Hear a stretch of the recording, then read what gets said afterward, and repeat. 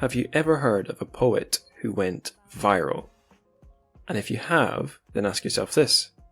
Have you ever heard of a poet who went viral and was a farmer from the countryside? Although, where else would a farmer be from? If you've heard of both of those things, then how about this?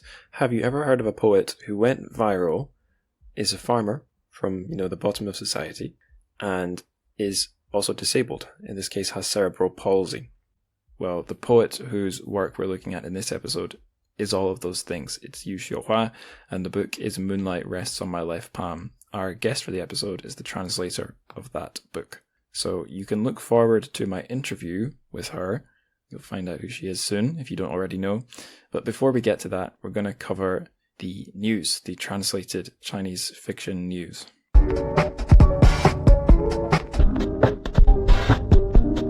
Now, the first item I'm going to cover here, it's fairly hardcore. It's real news, I would say.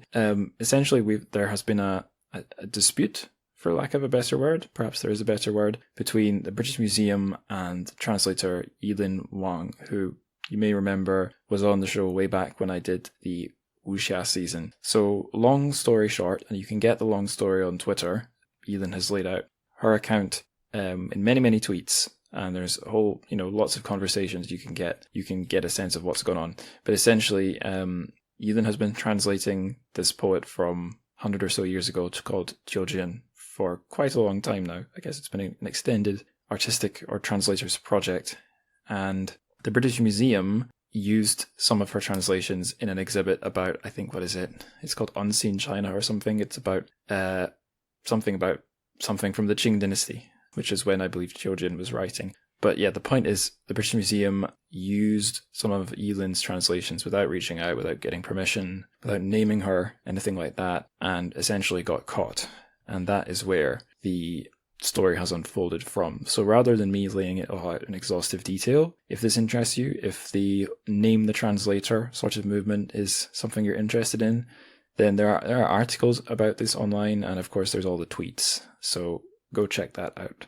Okay, next news item. This one is pretty mental as well, I suppose. This is a new book coming out that is a real, I would say, all-star lineup.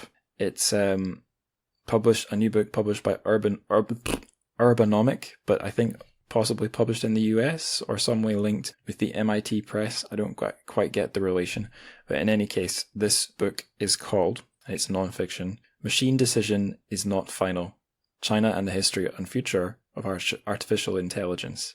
Edited by Benjamin H. Bratton, Anna Greenspan, and Bogna-Noir. Or, I realise now it's not noir, it's Konior. She's Polish, I'm afraid. I'm not up on my all Polish pronunciations. But yeah, so aside from these editors, we really have a pretty mental lineup. I'll just read all the authors' names first. Okay, here we go. I believe we have 2 former show guests in here, but I'll just rocket through them. Blaise Aguera, I'm realizing there's going to be some names I can't pronounce properly, so bear with me. Blaise Aguera y Arcas, Anne Bois, Benjamin Bratton, Chen Fan, Gabriela Di Seta, Shuang Frost, Vincent Garton, Steve Goodman, Yvette Granata, Anna Greenspan, Amy Ireland, Bogna. This is the one I should know because I've talked about Bogna in other TrChFic newses, but Bogna-Noir, Vincent Le, Lawrence Leck, Lucas, Likavsan, probably got that wrong, Suzanne Livingston, Iris Long, Bingchun, Reza Negrestani, Wang Hongzhi, Regina Kanyuwang, Wang Xin, Xiajia Yomi. I guess I'll read the blurb next, rather than telling you why I'm excited about this. An interdisciplinary, cross-cultural collection that decenters familiar narratives to provide a fresh perspective on what artificial intelligence is today and what it might become. Historians, media theorists, science fiction writers, philosophers, and artists from China and elsewhere re-examine the nation's intense engagement with AI, moving beyond the cliches that still dominate the contemporary debate. Visions of the contested future of AI veer between common planetary goals, and a new Cold War as culturally specific models of intelligence, speculative traditions, and thought experiments come up against the emergence of novel forms of cognition that cannot be reduced to any historical cultural tradition. This uniquely positioned volume, oh my god, it keeps going.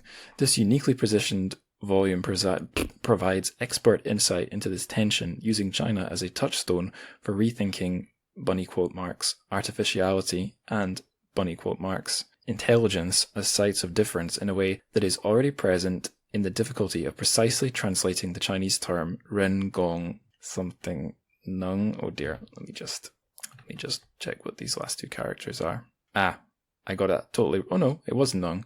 Ren gong zhi nung. That just means artificial intelligence. I guess like ren gong would be man-made intelligence. Different translation. Anyway, continuing this blurb. Tracking the history of Chinese AI from the pre-Cultural Revolution to the post-Deng Xiaoping eras right up to contemporary debates surrounding facial recognition, the writers in this collection draw on a mixture of speculative thought experiments and cutting-edge use cases to offer singular views on topics including AI and Chinese philosophy, AI ethics and policymaking, the development of computational models in early Chinese cybernetics, and the aesthetics of Sino-futurism. I think I need to read this book. There's still one more paragraph. Spanning borders between different worlds, histories, futures, and foundational models, Machine Decision is Not Final is not only a timely reappraisal of the stakes of AI development, but a tool for constructing more global imaginaries for the future of AI. Bloody hell. Right, okay. Oh, it says on the Urbanomic website the edition is supported by New York University, Shanghai. Bogna, the editor and contributor, she's come up on the show before because she's sort of affiliated with this publisher, Urbanomic, is out there in Shanghai, where, oh man, this is venturing way out of the Chinese literature scene. But essentially, Shanghai has a little bit of a connection with Urbanomic for many reasons. If you want me to get into that, or want to hear me get into that, I have a bonus episode on my Patreon about sort of the murky history of that Shanghai magazine, and a contributor who I'm not going to name, because if you know who I'm talking about, you know who I'm talking about. A guy who is in Shanghai right now. Yeah, go subscribe to Patreon if you want to get that scoop. There's your sales pitch. But yeah, anyway, so it seems like we have a selection of people affiliated with Urbanomic. Bogna is in there. Amy Ireland is another. Reza Negrestani, very much so. And then we also have a few figures from Chinese sci-fi scene. I mean, the ones I recognize are Chen Qiufan, Regina Kanyuwang, and Xia Jia. But then there's a whole smorgasbord of other people here from all sorts of different backgrounds. So yeah, and oh my god, maybe it's a terrible scholarship, but I don't know. I'm sure it's good, but my point is, this book could have terrible scholarship. The arguments could be bad, but the vibes are so up my alley that I'm gonna have to get this thing. Apparently it's 272 pages, and it's priced at £16.99, or in US dollars, $19.95. Anyway, that's eaten up far too much time. So let's go to the next news item. Well, I should say, Machine Decision is Not Final. When is that coming out? Is it already out? It's forthcoming. I don't see a date. I'm not even sure I see a purchase links. Maybe you need to keep your eye on that one for the pre-order. Maybe it's up for pre-order on Amazon. I don't know. I need to get to the next news item. So this is something you can watch on YouTube. It's a reading, I believe. Yes, it's a reading from Paper Republic. Author and translator, author Xu Xiaobin and translator Megan Copeland are, I guess, in this video doing a reading of a story set in the pandemic, a short story called The Cure-All. Seems to be about food. That's all I really know. You can watch this thing on YouTube. It's 8.5 minutes long. I'm not sure exactly how the reading works. I haven't watched this thing, if you can't tell. But yeah, it's a Paper Republic affiliated. So, if you see that as a stamp of quality, then it has the stamp of quality. Okay, last news item. This one's a little bit speculative because the details aren't all hammered out. But I guess just like Paper Republic and Sci-Fi, this is another TrChFic staple. It's about Sino's Books, the UK-based publisher of lots of different translated Chinese fiction works. A natural ally of this show, you might say. They are planning a northern expedition in October in the UK. Although unlike the famous historical Northern Expedition, this one starts north, works its way down. Starts in the north of England specifically, and works its way down south. So they're going to be doing a bunch of events promoting their books. I believe the first event will be in Manchester, and there'll be a little bit of a northern tour, and then, like I said, it'll end up in the south of England. Not all of the events are completely confirmed. Some of it is fluid. So in the show notes, I'll just link you to the Sinoist Books mailing list, or I believe it's under Elaine Charles Asia. Sinoist Books is an imprint of Elaine Charles Asia, but if you sign up to that mailing list, you can stay up to date with the plans for this exciting literary expedition across England that they're planning. In fact, I believe it's not just England. I think Edinburgh might be in the mix, but I've already forgotten, so you may want to subscribe to the mailing list for that one. I see I've been talking for 12.5 minutes. That's a longer intro than the last few ones. So I hope you enjoyed that. I hope you didn't get fed up of me reading the blurb of Machine Decision is Not Final, but if you excuse me, I'm going to hit stop on this intro and I'm literally just going to go see if I can pre-order this thing because it was made for me. Anyway, try and enjoy listening to the interview.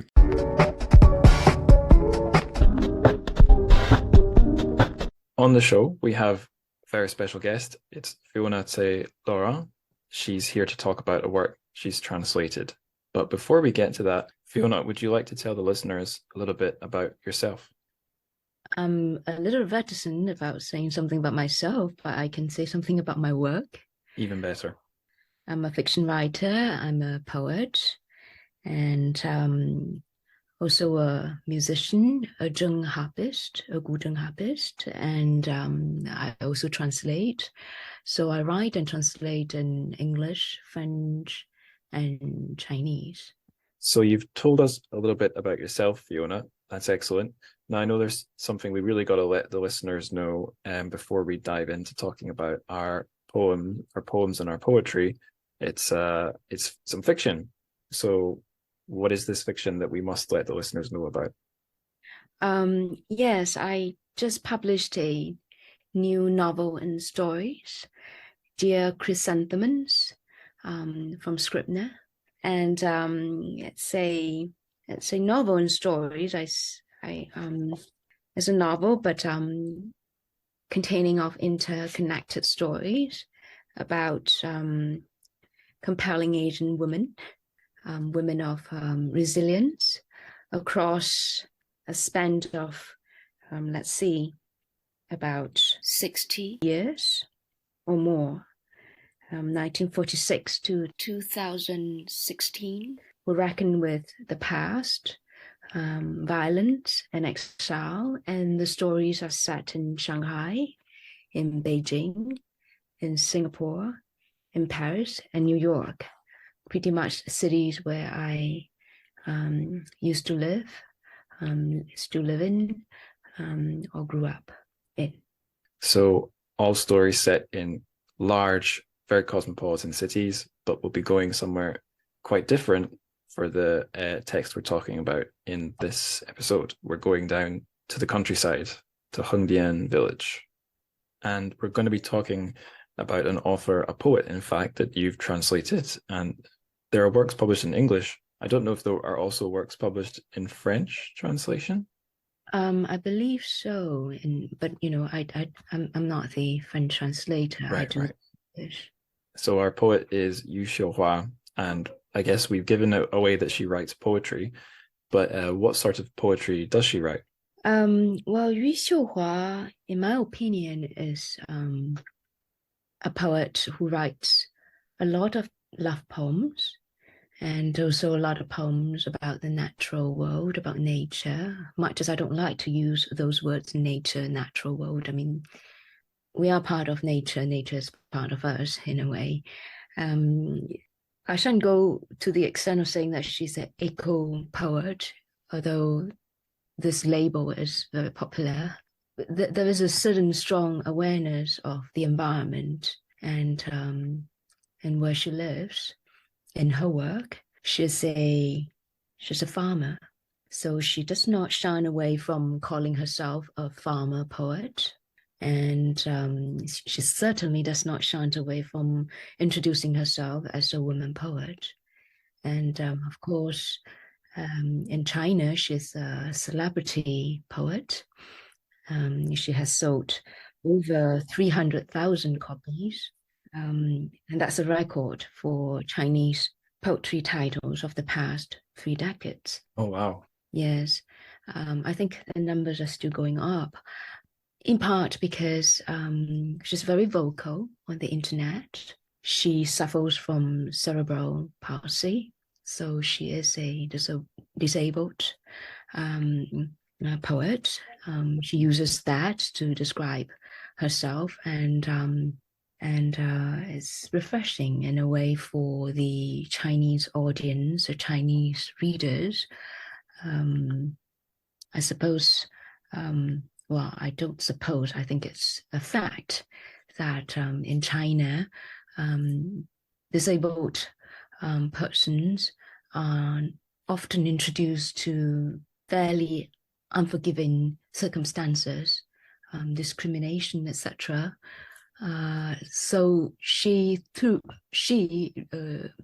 as in the poet Yu Xiuhua, through poetry, found new ways of redefining herself in the society, given her situation.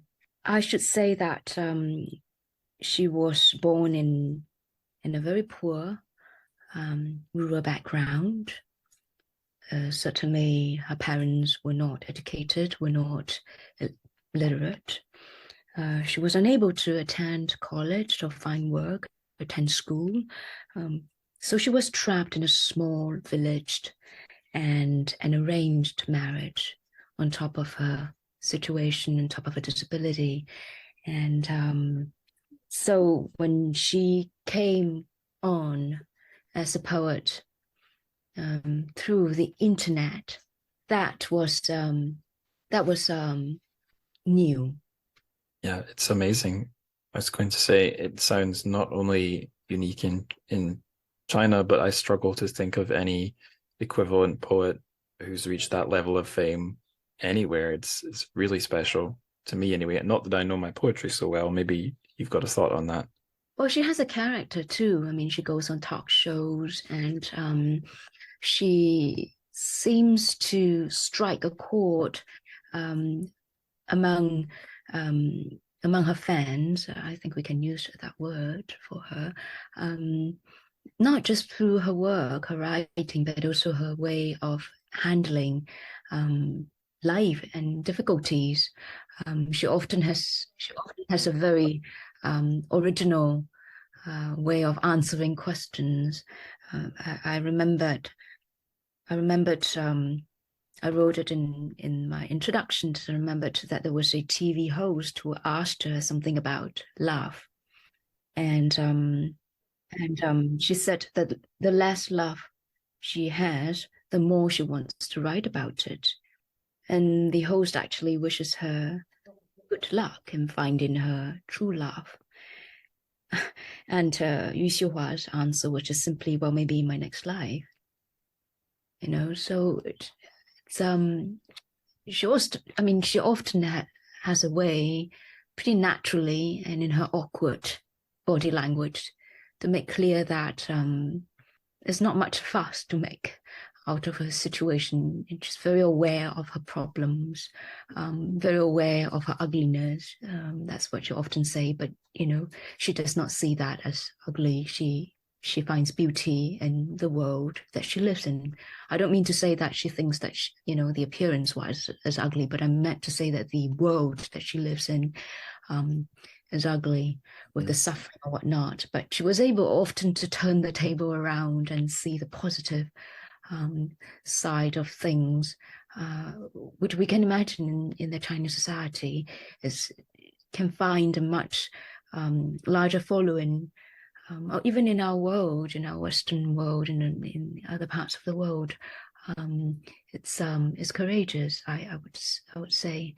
So I think in that sense, she's a source of inspiration for many people of the internet generation, in particular.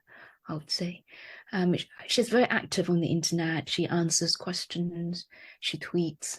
In the Chinese version context, Weibo. So that she's able to maintain a presence despite it all, despite the fact that she lives in a very remote village, And despite the fact that she can't speak clearly, she seems to have found her way of communication much more easily than us all, in a way. Absolutely. Yeah. So the work of hers that we're covering in this episode is Moonlight Rests on My Left Palm. Fiona assigned me a few pieces from the whole book to read. Did not read the whole thing. So I read, I think it's 3 poems we did and 2 essays.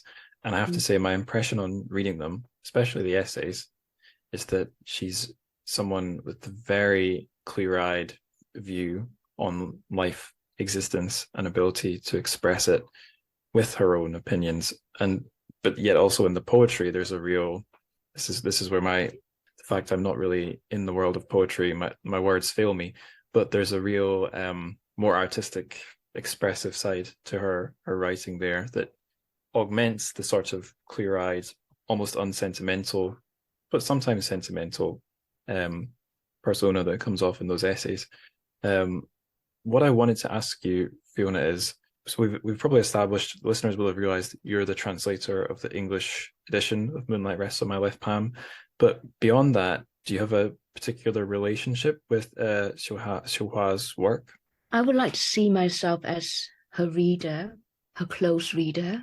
I sort of have lived with her work for quite a few summers. I would say that when I was translating her work, it was a much more different experience than I have had in terms of other poets.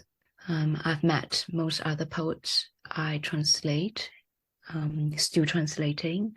In her case, when I was translating her work, I couldn't help but kept asking myself how differently would I write had I lost a limb.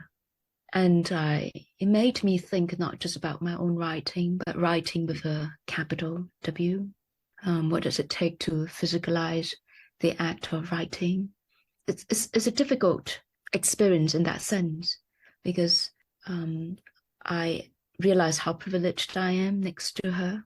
I cannot possibly imagine myself putting myself in her shoes, because I just can't. It's just not possible. So the act, the work in itself took on a challenge. They are just simply things that I have to do my best to understand, but I can never have that experience, to write, having lost a limb.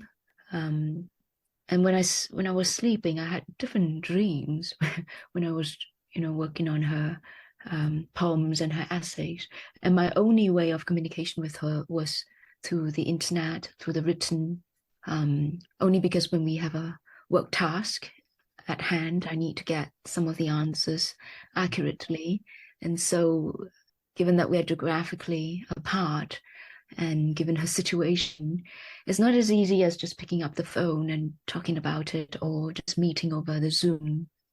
So the sort of facilities, ease I can have with other poets can be compromised in this situation. And I think that is the reality of her life, and that's the reality of the poems and the essays. So by extension, I asked questions to myself, in particular for a disabled woman farmer who lived in poverty in a communist and a male-dominated society, surrounded by unkind people and circumstances. What does it take to write, to keep the faith? So that kept me going, and that kept my relationship with her work and her alive. I think compromise, that's a word that struck me, because all of us living things who live and have to eventually die, we've all got to make some compromises with reality. But I guess it's nice is too silly of a word, but I suppose it's a power that's there in writing, is you can be given a reminder of how slight your compromises are against someone else's. It's maybe a pretentious way to say we don't know how lucky we are, but yeah, I can't imagine even being a farmer. That alone is something I could only get through being a reader. And I don't know, yeah, it's special poetry. I've never read anything like it. Speaking of special poems, so the poem that made you go viral is it's in this book. I will leave the surprise because I think a lot of listeners won't see this coming. So I'll leave the surprise of its name to you, Fiona. What's that poem called? And do you think it's the best one in the book because it made her go viral? Or I don't know if it's the best or the worst. In poetry, I don't know about what is good and bad in general, or winning or losing. In poetry, is often a question of how it speaks to you. In this case, it's a very Chinese specific phenomena, I suppose, in terms of cause and effect. The poem took on a very public virtual self at the end of 2014, I believe. Yes, when there was a strong reception of the internet culture in underground and mainstream poetry in China. So that was the time when that was not the time that she began going online. She had gone online and pretty active at that point in time. But when this poem came on scene, she found an immediately sympathetic and curious audience for her personal experiences and writings. But it didn't mean that she was spared from constant criticism, discrimination, and struggles in life. Quite the contrary, it was a controversy. In the way people started to ask whether she was a scandal or she was a cause célèbre. So the title of the poem, if you allow me, it's Crossing Half of China to Fuck You. So you imagine that coming from a woman, from a farmer, from a poet. In poetry, in a Chinese culture, poetry is about beauty. And also from someone who suffers from a disability. That's very loaded. So the responses, I would say, is pretty much a mix, and it continues to be a mix. I didn't right away choose the F word, fuck, to translate, but I ended up, sticking with it. In Chinese, it's 睡, 睡觉的睡, but it's not sleep with you because it's 睡你, and that's vulgar in Chinese. 睡你 right. It means fuck you. There's no way to go around it. So if there are, I suppose there are different options: traveling across half of China to sleep you, and then you put a footnote to explain, etc., or to screw you, or what I've done through all sorts of options, and I believe that's just what the poet wants: crossing half of China to fuck you. So that's her reality, and I did not transpose it into mine. And in America, it created a shock effect that did not often. That takes a while. I think that there are some readers that took a while to be comfortable with the distance, which surprised me in a way. I was like, I'm okay with that. I understand. Well, we have to understand the context, I suppose. If we don't understand the context, you look at it, oh, it's vulgar. We don't understand why, and it's offensive. So I suppose I should read it. I was going to say, if you'd like to read this poem or any of the others that we looked at, or if you'd like me to read them, we can go for it. I also wanted to say, if I may be vulgar, any cultural export that can shock the Americans, big thumbs up for me. That's an achievement. It's a worthwhile pursuit to shock Americans.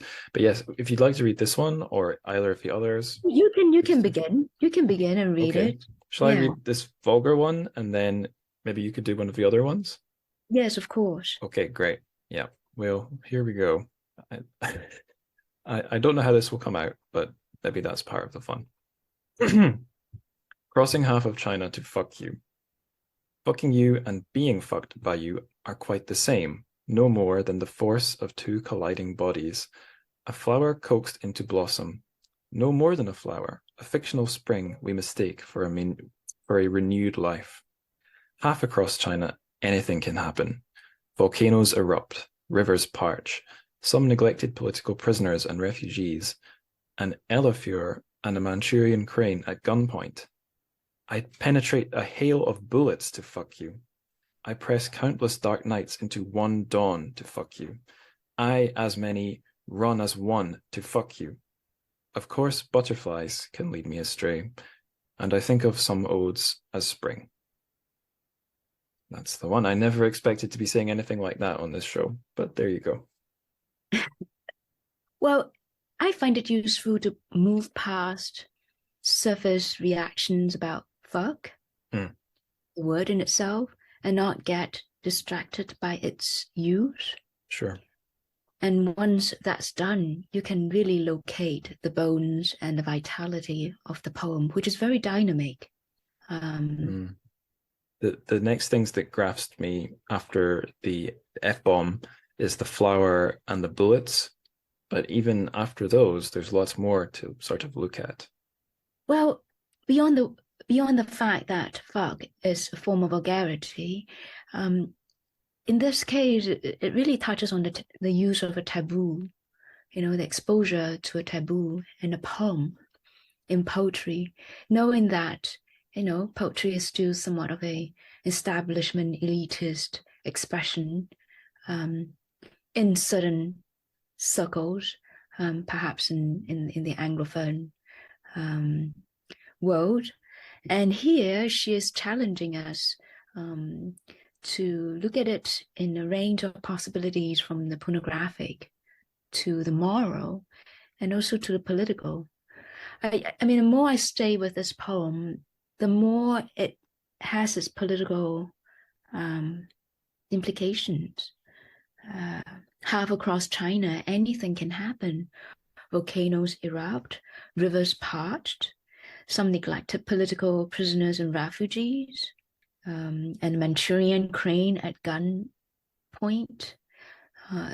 These are, in a way, she's moving towards a form of violence. I was going to say, those are fighting words. Yes.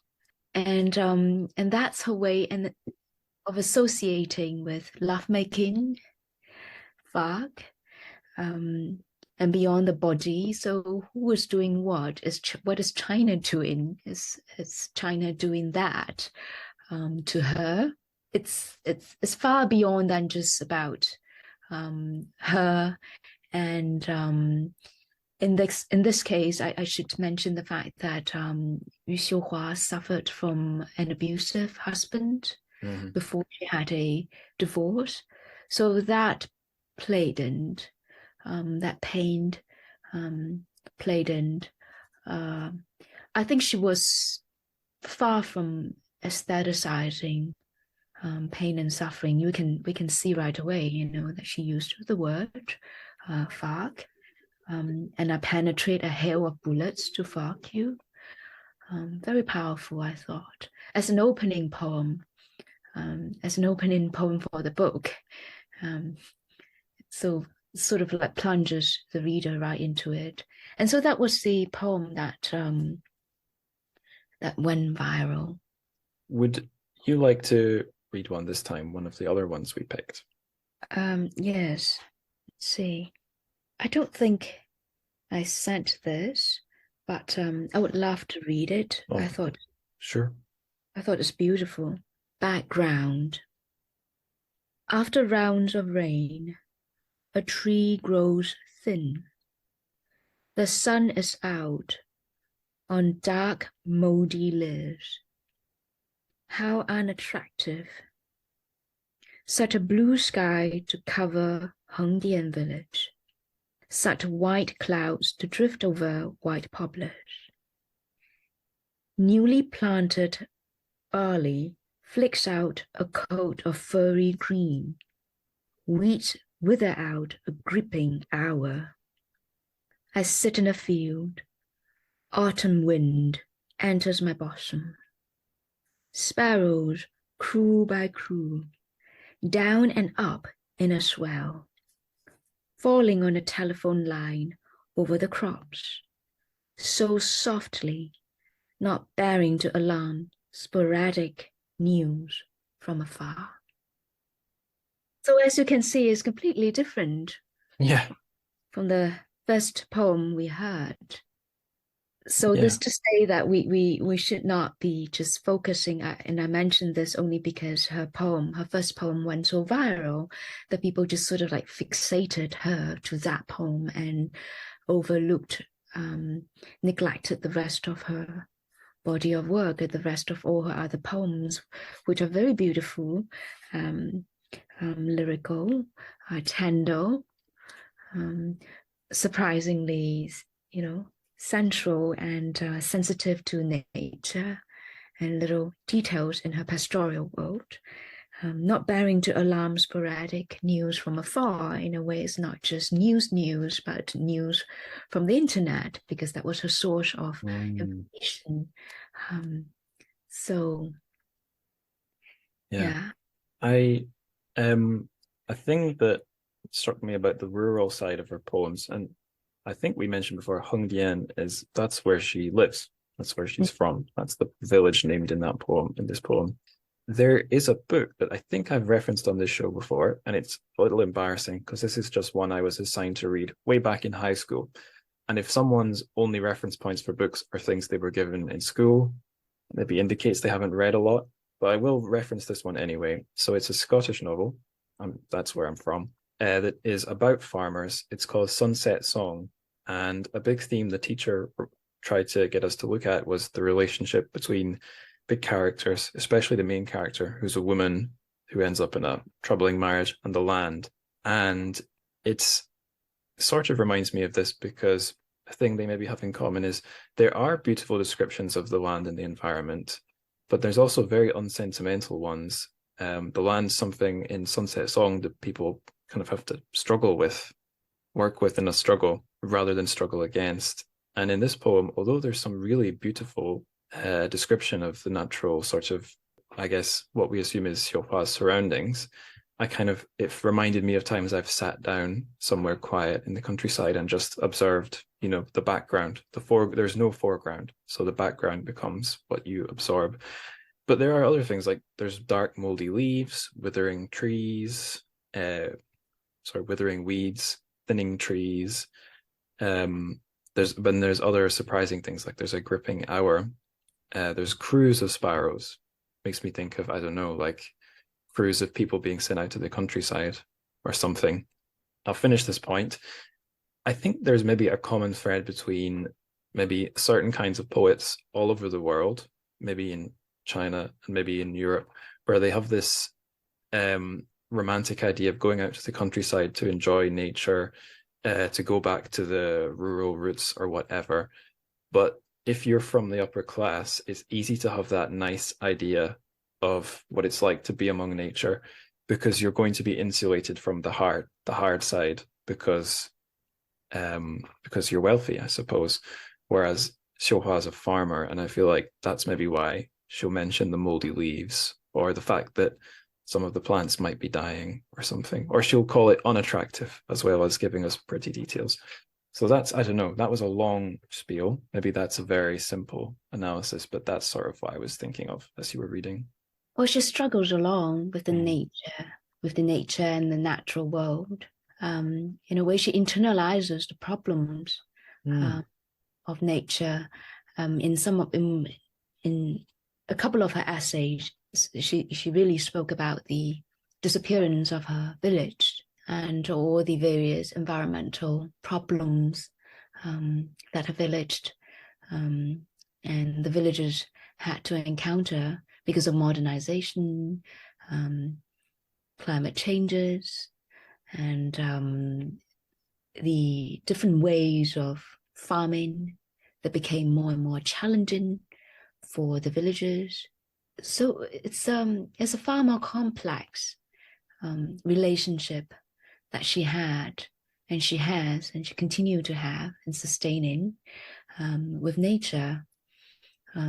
She finds strength in it, but she pretty much internalizes the tension and lives through it.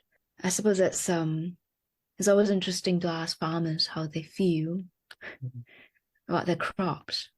What would they say? Well, the crops are doing fine. There's always something else to that. That's what I would have thought as an immediate response.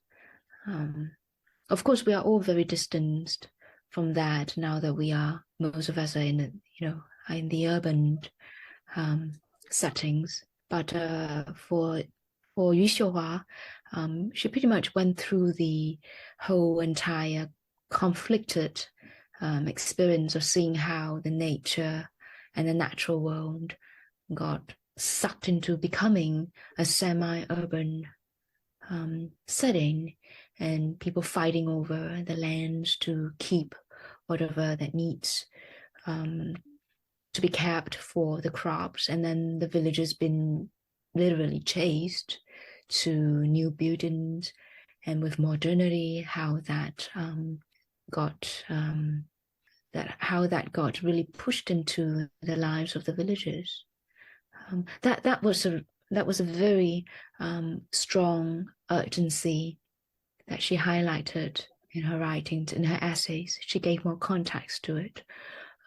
It was pretty much in parallel with China's modernization, aggressive policies in modernizing remote villages to make them accessible to the cities, to the surrounding cities. All of it. She still lives in Hengdian, by the way. So, I mean, it's a very much changed Hengdian, as she confesses in her writings, but she's still where she is.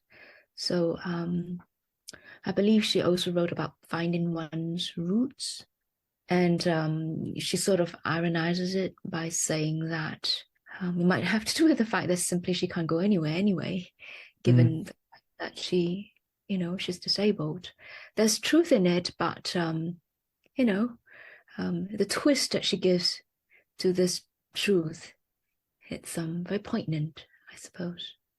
I certainly remember in the year before I was going to leave home and go off and do my own things, that was when I was meditating the most on what's like the atmosphere of my local area and becoming more attentive to it. But that is a big side tangent. I won't go into that.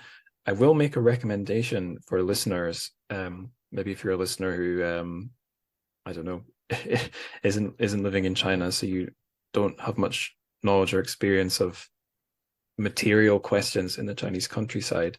There's a very readable book it's a non-fiction book called In Manchuria, A Village Called Wasteland and the Transformation of Rural China.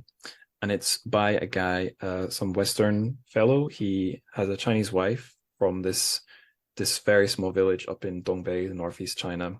And I think he spent a year or half a year in this town and sort of got to know the people. Actually, half the book he's traveling Manchuria, and it's about sort of his experiences in the history, sort of a travelogue. But the other, like every second chapter, is about just sort of the village life, village transformation. And the thing that was going on while he was there is a farming company was setting up, I think assisted by the local government, building these like apartments in the village with all the modern furnishings for the older, I think mostly old people, but the rural residents to move into. And it sort of sounds like some of the concerns that Xiuhua has been facing in Hengdian. You might get a taste of that. A taste? That's not the right word. A feeling for that in that book. Oh yes, the other thing I was going to say, we shouldn't dawdle too much, but I wanted to say this about the modern world encroaching into the Chinese countryside. Well, and so is the virtual world, the internet. The Chinese countryside's been connected online, and for all the pros and cons of that, we've got Xiuhua. And I've seen, mediated through Western social media, the odd clip of like people in the Chinese countryside going viral, doing, I don't know, showing off their life, or I don't know, performing I don't know, all the silly things that can make you go viral, it seems, are just as easy to do in the Chinese countryside as they are in, say, one of the big cities. And I don't know, I just find it very interesting. There's a certain level of hygienic thinking, a certain level of sanitized thought. They got to do with the political climate, the current political climate. that living in poor, remote country is shameful. Right. I think it's part of the communist ideology to dominate and tame the organic in a way. I was sorry to interrupt, but I remember thinking when I was living in China, gosh, there's real emphasis on strength and winning. I wonder if there's some of that as well. Like if you're not top quality, if you're not the best. Well, yes. So if you live in a farm in a remote countryside that does not yield high agricultural output, the land is lousy. You know, there's all that sorts of grading, and even with tea, there's high grade, A grade, B grade, competitiveness, competition. So it's pretty much denaturalized. And even organic farming in itself is an economy.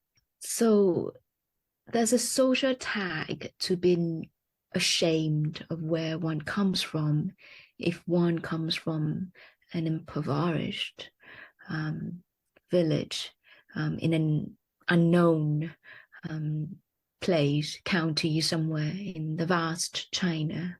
So it brings me back to the point that I want to make, is that Yu Xiuhua is aware of that on top of her so-called shame as being disabled woman poet who consistently suffers in pain all the time, can't walk properly, always swaying, can't talk properly, and whenever she talks, her face is contorted.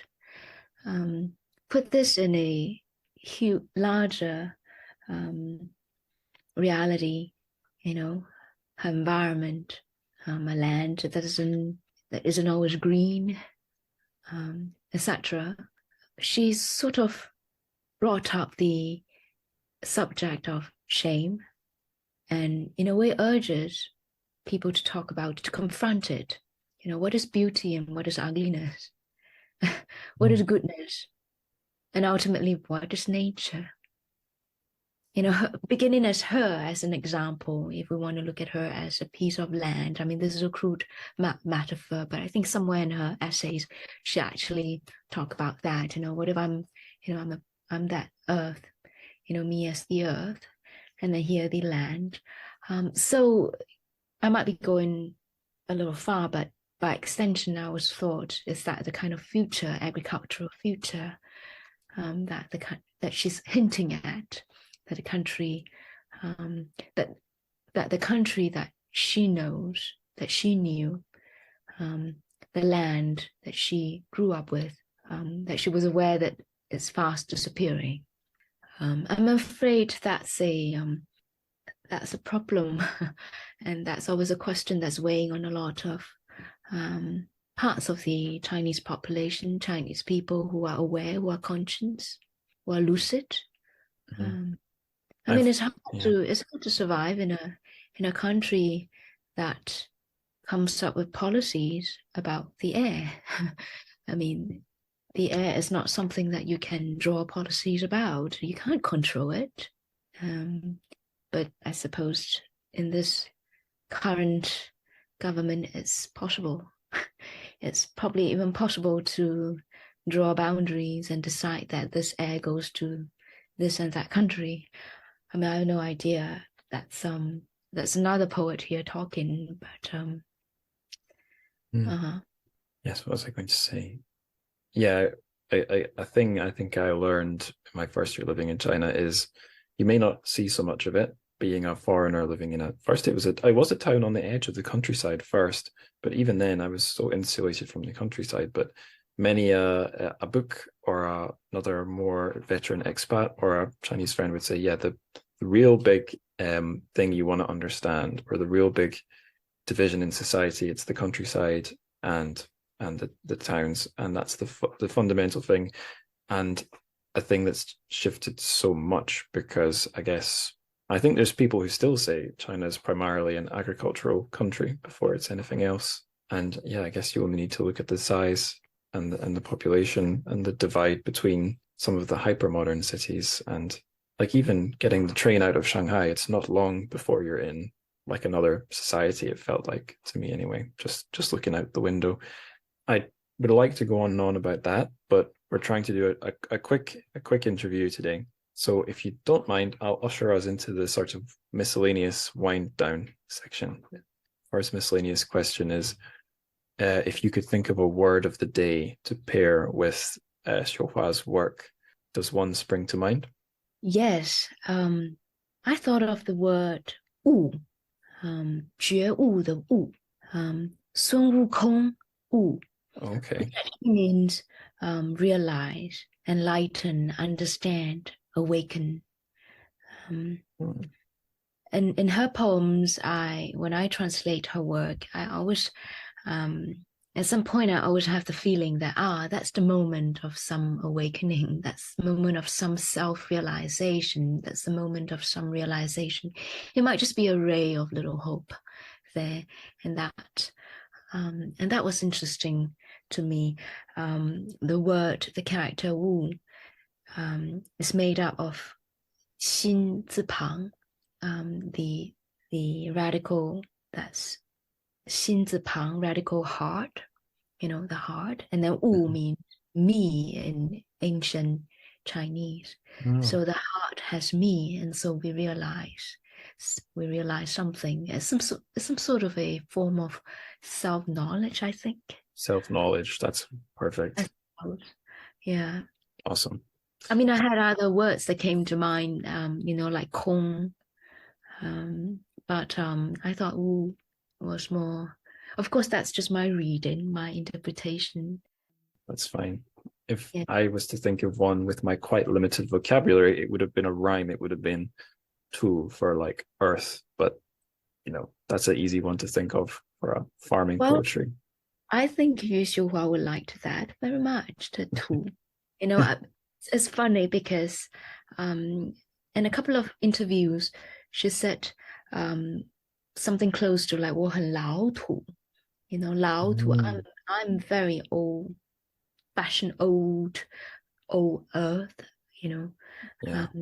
老土, and we know that the adjective when we say someone is very 老土, it's negative. It means the person is not adaptable, fixed, old-fashioned, backward.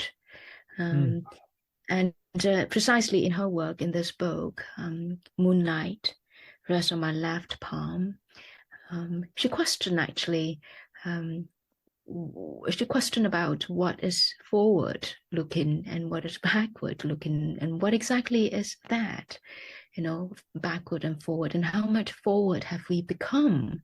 And in fact, we, in her world, by being forward, introducing all sorts of technology, sometimes one just ends up taking a few back steps and fixing the problems in being forward. So I thought that was rather philosophical, this backward forward movement that she was hinting at. So tu is a good word. Simple. I can only think of simple words. Those are the ones I know, but often the most useful. Simplicity is often the hardest. In fact, it's always the hardest, I suppose. Very true. I know I should keep moving, but I just wanted to say the point about being sort of set in your ways or backward. I feel that if it's a sort of a dilemma or I don't think it's a contradiction, I'll say dilemma. If you really want to sort of have a better life, a good way to do it perhaps is to know yourself or to be clear-eyed. And I think that's been part of me. I'm still not clear-eyed, I don't think, but part of growing up, I'm 30 now, has been trying to become more clear-eyed, more and more aware of who I am in the world and whatnot. But I think a potential problem with that is the more clear-eyed and straighter in your thinking or apprehension of the world you become, perhaps the more fixed you might be. The more conscious you are of yourself and what you think, there's a risk of calcifying or freezing. I guess I've not really read enough of Xiuhua to see if she comes across as particularly stubborn, but I did get the sense that she really knows what she thinks. So maybe it might be interesting for her readers to see how her thoughts in her writing change over time in her career. I don't know if you like the word career, but her career as a poet. Her writing life, Her perhaps. writing life. Yeah. Yeah. Well, she certainly is strong-minded, strong-willed. I mean, she got out of her abusive marriage all by herself. She had helped, and she certainly found help by asking for it. You know, she was not. I wouldn't imagine her as a passive victim, and I wouldn't imagine that she would like to see herself as a victim. So, coming to your point about seeing things clearer, I get a sense that you were hinting at being objective. I was trying not to say that so bluntly, but maybe just having the ability not just to express yourself in your words, but also in your thoughts, fooling yourself less. And by being able to fool yourself less, you might oh man, the words are failing me again. There's maybe a danger in being very sort of determined in how you go through the world and being over determined. I failed again to get across what I mean. I think what you said about having a strong will. I think it's fundamentally about living a authentic life, to live as authentically as possible. I often mention this, I suppose, only because it's important, I think, at least in my own work. There's a certain level of emotional honesty and emotional coherence. So honesty and coherence, yeah, that's something I was trying to say. Emotional honesty, emotional coherence. It might seem a little odd to imagine that we don't own our emotions as artists, but it's not, because there's always the level of expectations, expectations in an economy, how much the book would sell if it go this way, how the poem would be read if it's written that way. I think to some extent, we have self-censorship here, you know, the process of editing and revision and whatnot. And there they have censorship. I don't know which is better, which is worse. We all understand that we are living in a much less freer world, much more inspected and policed, and yet we claim to have much more connections with one another and with internet, which is casting always the widest net ever possible, connecting people. But it's a double-edged knife everywhere. Yeah, gosh, so many different roads to wander down there. I'm going to discipline myself and go to the next question.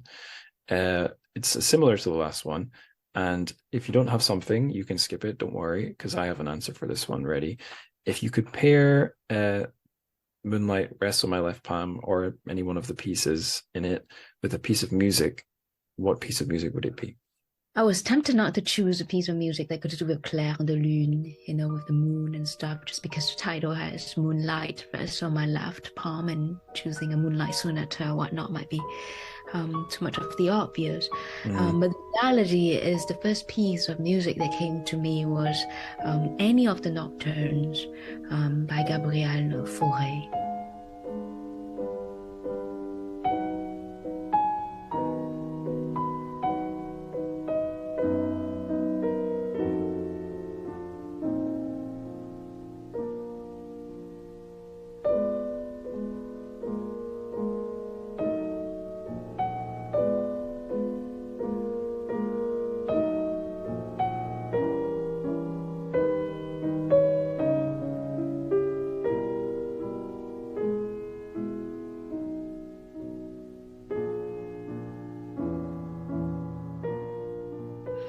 The French composer piano music, soothing,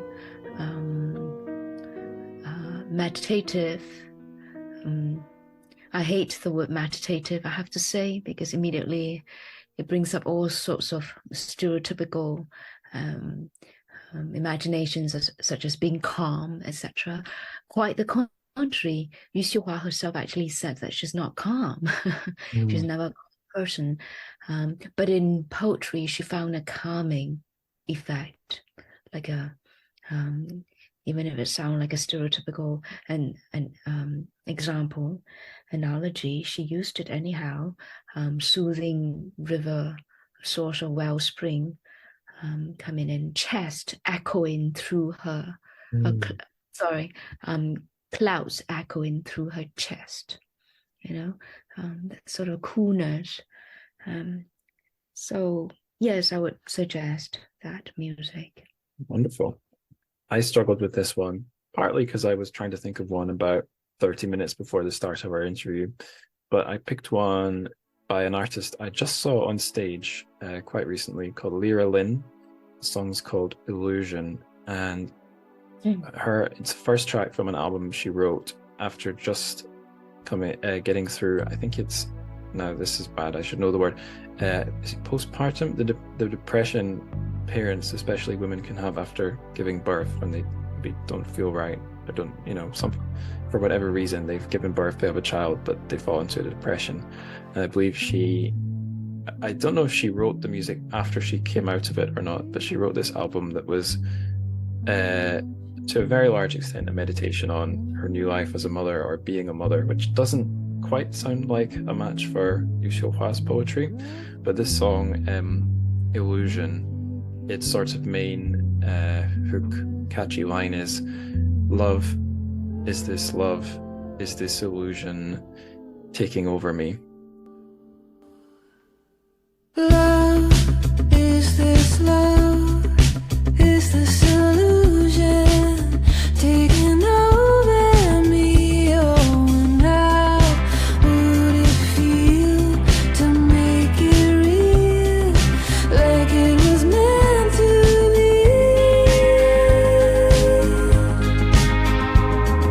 Something spoke to me in a fever dream, said go to him, let him in. Someone is It's sort of just stuck in my head. That's sort of why I chose it.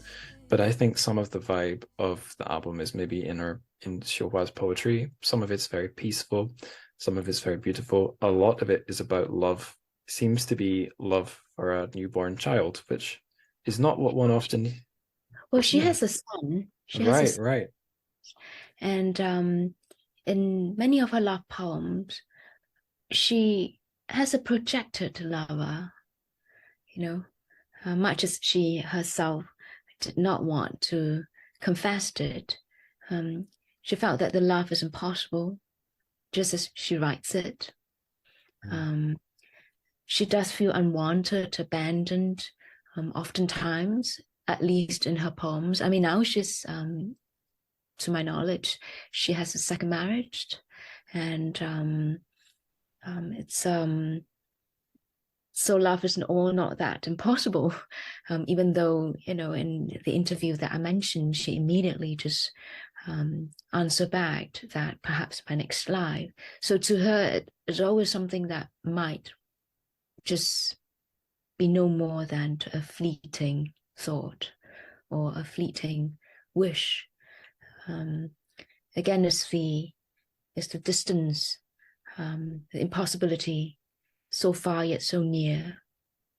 And I think that is what sort of fuels the erotic appeal in her poems too. If you read it from the perspective, I shouldn't say that. If we read it in her context, yeah. I'm going to discipline myself and only say one more thing about Lyra Lin and Xiuhua. At the performance where I saw Lyra playing, she played the title track from this album, which is Something More Than Love. And it's deep, it's moving, it's not obvious, but at an obvious level, it's about how this feeling she has for this kid is hard to describe, way beyond a normal affection. And it's very deep and very strong, blah, blah, blah. And after she played the song, someone from the crowd shouted, "Lucky kid," referring to like her boy. Oh, he's so lucky to be loved so much. But a side note, it's unusual for me listening to like a Western modern musician to be writing about something like this. It feels very, I don't know, like from another world. But anyway, Lyra replied back to that audience member. She said something like, well, you don't really have a choice. It just sort of happens. So like she doesn't, yes, she's well aware that the emotions aren't really hers. A lot of the more ponderous songs on the album are sort of, they're wrestling with the strangeness of love, and maybe not in the same way Xiuhua does, but I feel like there's a parallel.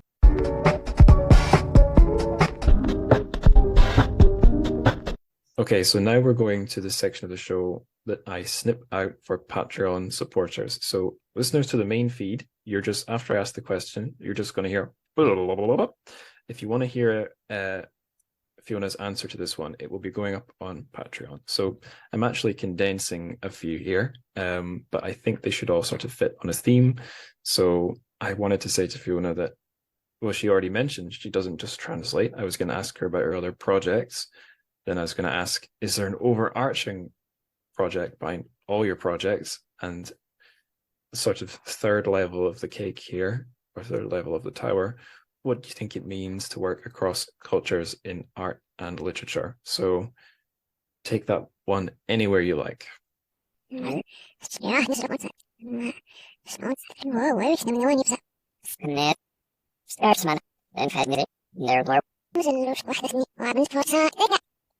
we all need a little comfort to survive.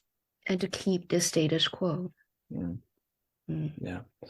Okie dokie. I'll close off the bonus question there. I hope that has some of the subscribers scratching their heads. Or maybe they got it right away. Maybe they're on the same vibration. We mentioned at the top of the show that you've got a book out yourself, Dear Chrysanthemums. So listeners, do pick that up. Is there anything else you're working on just now you'd like to share? I'm superstitious. I don't talk about things I'm working on. I talk about things I've finished. I think that's wise. There's a saying, you never announced pregnancy, you announced the birth of the child. So. Okay. So perhaps you're working on something, time will tell. I hope so. In the main, I must say after a novel, it's often a period of rest and taking care of the novel. Yeah. Okay. Well, we wish you all good luck in promoting Dear Chrysanthemums. And again, listeners, find the link to go get that one in the show notes. On that note, I'll say thank you very much for your time, Fiona. It's been an interesting discussion. I'm going to, at some point, read the rest of this book because I did really enjoy the bits that we covered for the show. And yes, just again, thank you so much for coming on. Thank you. Okay, we've reached the end of the show. How exciting. Is it exciting? No, it's not particularly exciting to have reached the end of the show. What am I talking about? Anyway, we have reached the end. So once again, a big thank you to Fiona for coming on. A wonderful interview and indeed a wonderful author and book to be looking at. And if listeners, if you didn't glean, I've not actually read that whole book yet. Just I think it was 3 poems, 2 essays that I read in advance of the show. I will be reading the rest of that book because I thought that was beautiful and very special stuff if you didn't gather that from my chat with Fiona. And also, I'll reiterate again, do go check out Fiona's new book, Dear Chrysanthemums, if that sounds of interest to you. Reading the title could be a good way for you to practice pronouncing chrysanthemum. You see, I need practice. Chrysanthemums. Much easier to say in Mandarin than in English, that word. For sure. No matter what language you speak, it's easier in Mandarin. Anyway, I am talking absolute shit, which probably means it's time for me to get to the plugs, where you can go if the show is something you enjoy. So maybe one thing you can do that would make me very happy, and indeed something you should do before I put the thing on hiatus, is you can, support the show. There is a support the show link on the website homepage at TrChFic.com, TrChFic.com. On that support page, you've got links to the show Patreon, the show Buy Me a Coffee, and there's a PayPal link as well. So if you want to like give a one-off contribution to help cover the show's hosting fees and maybe help me buy the occasional pint of overpriced beer here in inflation crisis Britain, then buy me a coffee, or buy me a pint, as it were, and PayPal are good for that. If you want to get something in turn for supporting the show, Patreon's your best bet. You can contribute, I think it's a minimum of £1, possibly in the States it's $1, I don't know, but call it £1 a month or more if you want. You can get access to all the bonus shows I put up. I've got a new episode queued up every 2 weeks into August, I think. So we're looking pretty safe there for a long time. I will be putting up more, or queuing up more. Hopefully the queue will extend all the way into 2024. I can do that. I've got enough time to do that. But yeah, there's more than 100 bonus eps up there. Maybe 150?